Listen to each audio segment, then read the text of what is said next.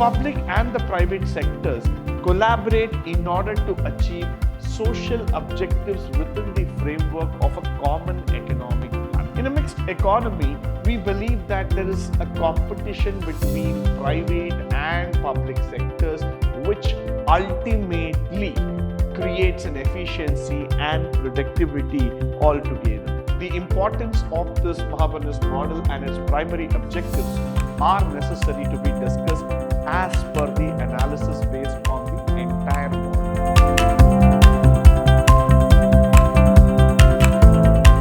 Good morning and welcome to the first session in Chapter 1, Unit 2, first semester B.Ca, Pre-Reforms of Indian Economy, where we are going to speak about the types of plan. Now, the Indian economy is a mixed economy, which means it is a collection of capitalistic as well as centrally planned economy.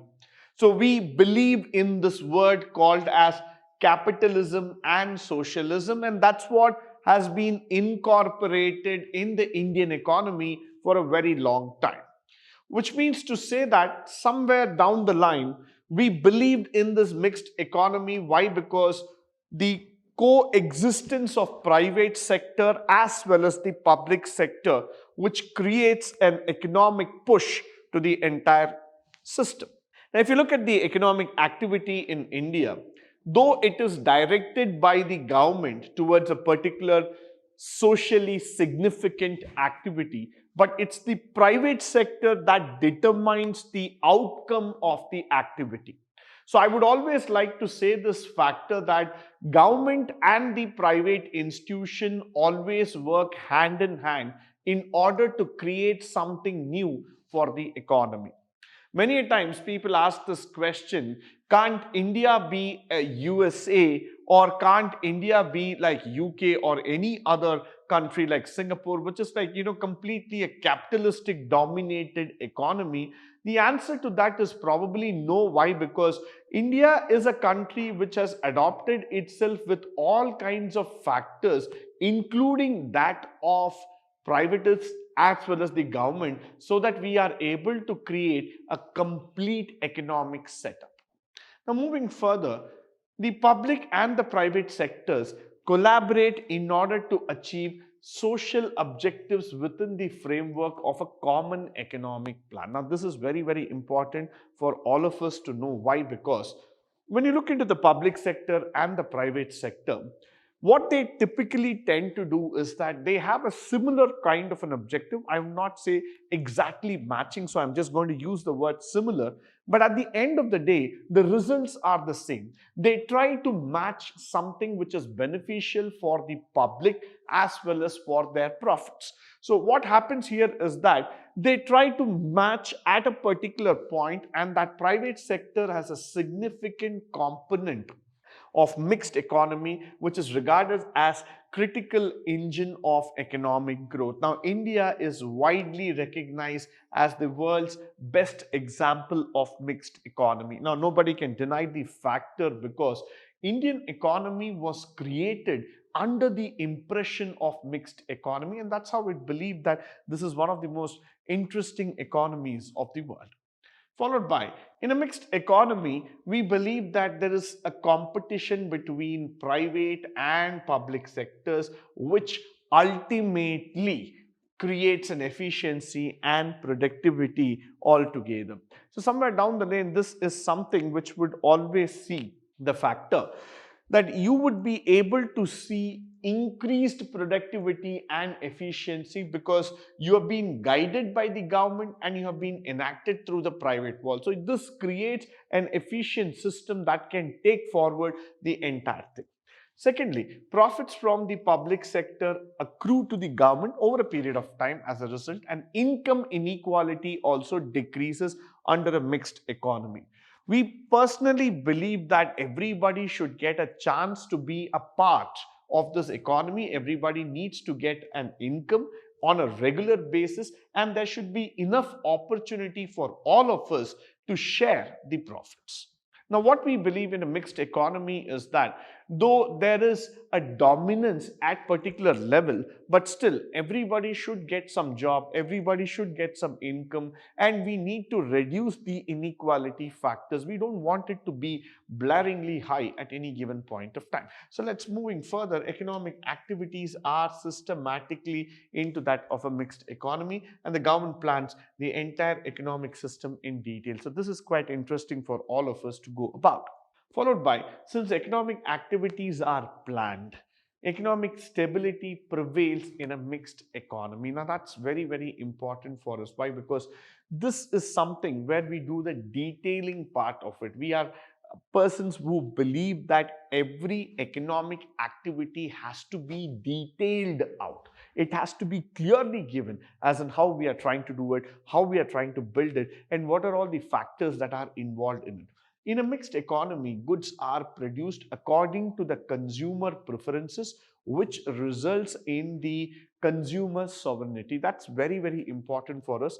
And in a mixed economy, again, as I'm talking about, enterprise flexibility, profit, incentive are critical in nature. This is definitely very, very important for us. Why? Because we believe that the factors of innovation, factors of growth and productivities will always be given a chance to prove and to grow with us over a given period of time. So at any given point of time, the mixed economy is like an infinite loop which tries to address the various factors that have been found.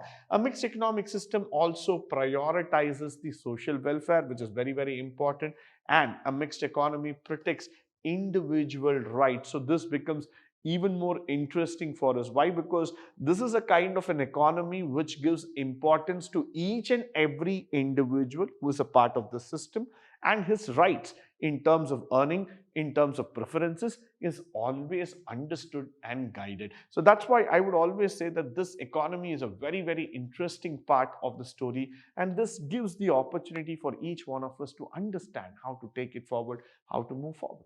Now, the mixed economy, what we are feeling, that's a combination feature of a socialistic fact. So it's always there to see that we are able to create an economy where we are able to get a freedom and we are able to go forward in terms of the progressive growth altogether. Now, in this, let's first talk about how did this mixed economy evolve altogether.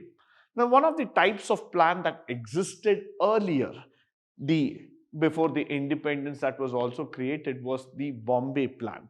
Now, Bombay Plan was one of the earliest plans that was decided by the government of India, but rather than saying that the word government of India, it was done by a certain set of individuals who actually gave a very brilliant plan in terms of economic development. So in the year January 1944, a group of businessmen and technocrats launched the Bombay Plan as an economic plan for India.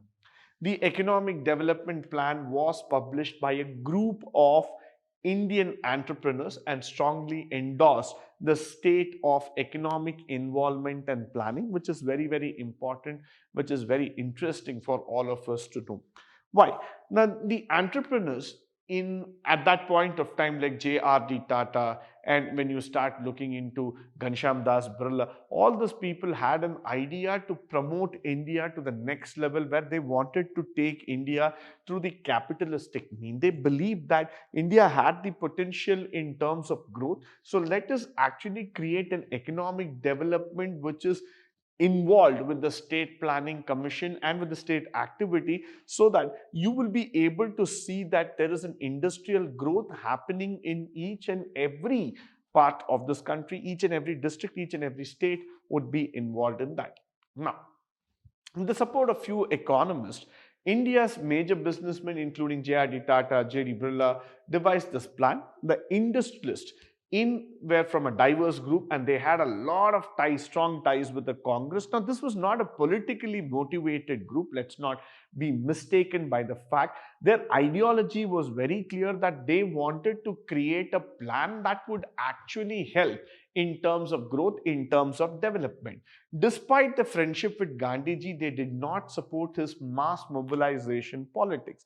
Now, when you talk about the corporate versus that of the political factors, the businessmen did not support Gandhiji's view because they believed that the development happens because you need to be focused on certain industrial aspect and not just by gathering of people. So that's the reason they did not support Gandhiji. And though there was, despite their differences, their opposition to the Nehru's command economy model, which he called it as socialist. So what they were trying to do is that they were united in their opposition factor, and they did not just wanted to have a socialist, but they wanted to have a capitalistic kind of economy where industrialist growth was given more importance.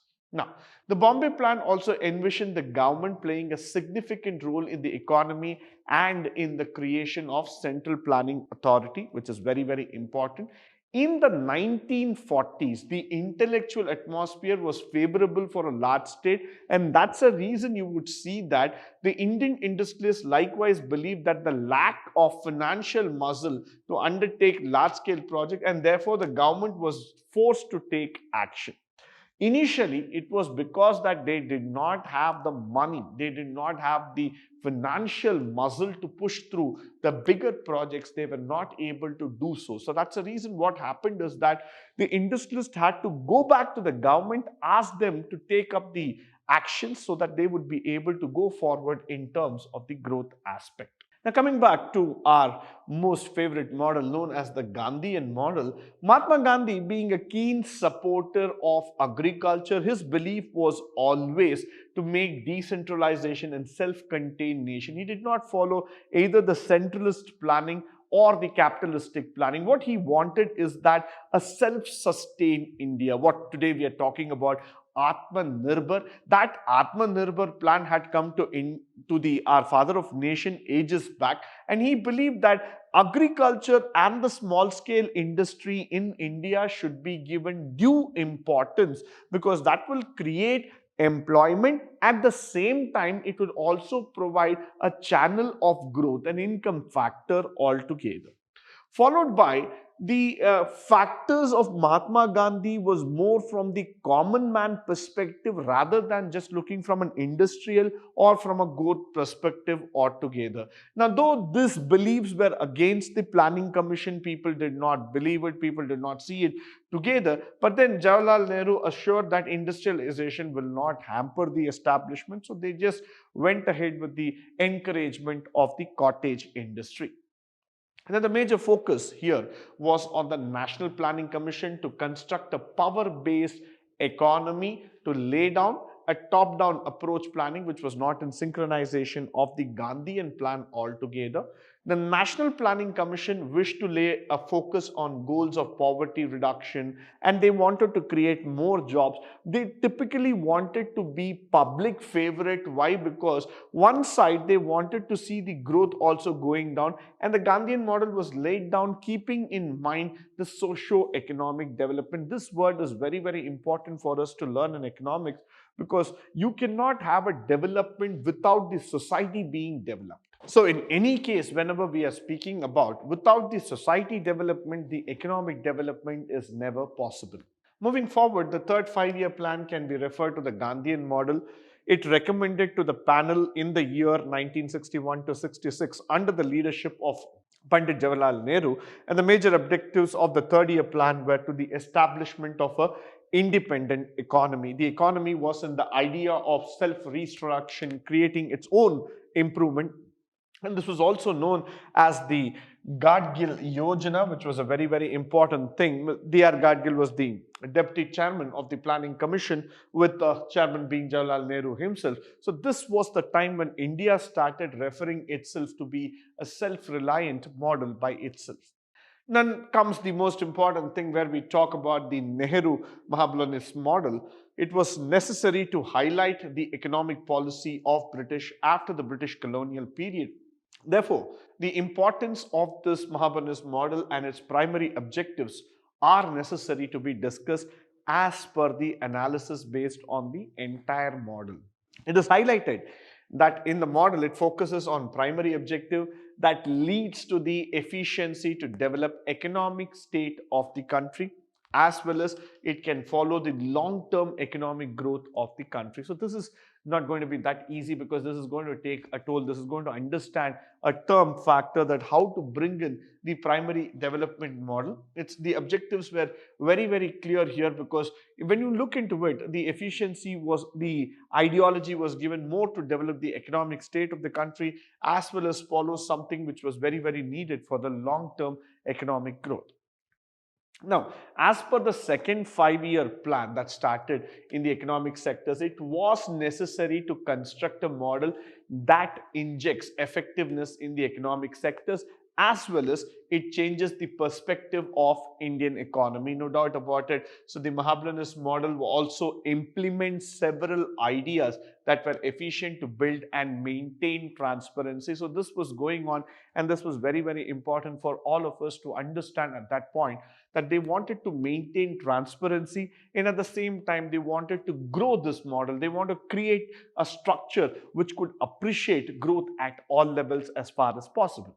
Now, what is the Nehru model? The fundamental state of this model is to highlight, in contrast to the national development. As per this key model, you would see that the 4 pillars of this model are based on the parliamentary democracy. So therefore, economic planning was considered to be one of the key factors for the growth. And that's where Nehru believed that independence in terms of a calculated growth will actually help in terms of building a stronger economic model. Now, what was the essence of the Mahabalanis model? The essence of this model was that to highlight the impact of heavy industry in India, that's a factor. And the major thing is that bring in the foreign investment that we are talking about, and to ensure that the proper funds are being maintained, and there's a potential improvement that has been given to the economic model of our country. So somewhere down the lane, today we see that all these points are very valid points, and they have been taken for the modern growth and development. The conclusion of this entire thing is that, as per the analysis, it's very, very clear that these models were developed in order to measure the industrial model, as well as constructing of a long-term model that actually helps in maintaining and proper sustainable growth, which is one of the most important thing as a financial structure of the country. So this is definitely very, very important. That could actually help us to build a complete structure, a complete system altogether. Now, the objectives and states of the Economic Planning Commission of India, which is the factor before 1991, the Planning Commission was established, and the major ideology of them was to see that they build in an effective resource planning. Economic planning was taking a central stage, and it was created by an authority known as Planning Commission, which took over all the resources, and they guided India to become a futuristic developed country. Now, the major idea was that until 2014, planning was the responsibility under National Planning Commission, which was set up on March 15, 1950. And the first 5-year plan was chaired by Nehru and the team all together. The Prime Minister was always considered to be the ex officio chairman of the Planning Commission, and the deputy chairman of the Planning Commission was held to the rank of a cabinet minister, which was nominated by the Prime Minister's team. Now, with that, what was the objective? Was that their objectives were very clear. They wanted economic growth and development. They wanted to see an increase in the employment, increase in investment, social justice, balanced regional development, and of course, not to forget modernization also. So these were the primary objectives of the Planning Commission. With that, I come to the end of this particular session. I hope and believe that all the important objectives spoken through this session will be of a great importance to you, both in practical walk of life as well as from a theory standpoint. In the upcoming sessions, we will be talking about the instruments of fiscal and monetary policy, and that's a very important session that we're going to talk about in economics. But until then, stay tuned, stay blessed, and stay enlightened forever. Thank you once again for joining me today on this wonderful session.